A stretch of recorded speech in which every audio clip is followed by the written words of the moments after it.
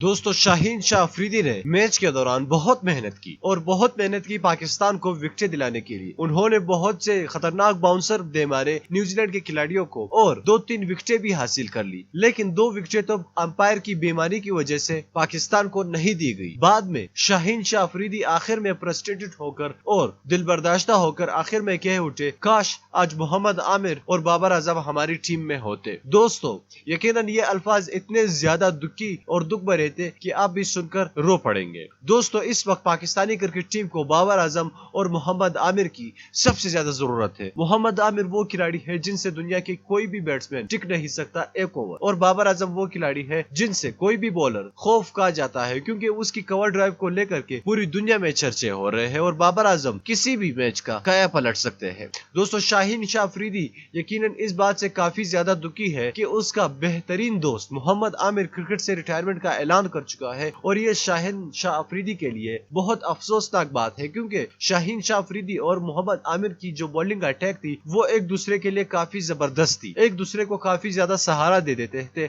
और एक दूसरे को अच्छी मशवरे भी दे देते मैच के दौरान। लेकिन अब मोहम्मद आमिर तो नहीं है, लेकिन बाबर आजम की गैर मौजूदगी में भी शाहीन शाह अफरीदी काफी ज्यादा परेशान है, क्योंकि बाबर आजम वही खिलाड़ी थे जो कि शाहीन शाह अफरीदी को हर बॉल पर मशवरा देते थे कि इस तरह बॉल करो, इस तरह स्विंग दे दो। अब वो नहीं है, ये दोनों नहीं है, तो शाहीन शाह अफरीदी बहुत ज्यादा मायूस है। तो दोस्तों हम दुआ करते हैं कि ये दोनों खिलाड़ी वापस आ जाए और पाकिस्तान को दुनिया का नंबर 1 टीम वापस बनाए, टेस्ट में भी, ओडीआई में भी और T20 में भी। दोस्तों हमारी यही दुआ है। आप क्या कहते हैं? आप नीचे कमेंट करके नीचे बताइए।